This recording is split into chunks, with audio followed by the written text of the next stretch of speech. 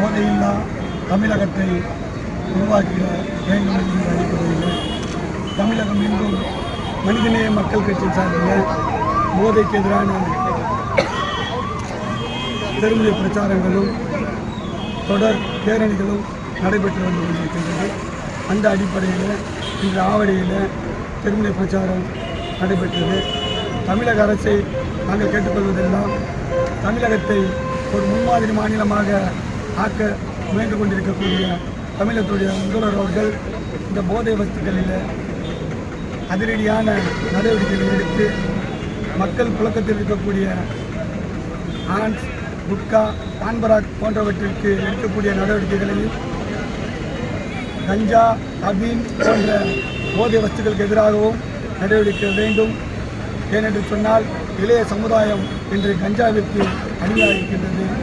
ஆகவே தமிழக முதல்வர் அவர்கள் இரும்பு கரம் கொண்டு இந்த போதை வஸ்துக்களை வைத்திருப்பவர்கள் மீது நடவடிக்கை வேண்டும் என்கிற நோக்கத்தில் பிரச்சார கூட்டத்தை லைக் பண்ணுங்க, ஷேர் பண்ணுங்க, சப்ஸ்கிரைப் பண்ணுங்க.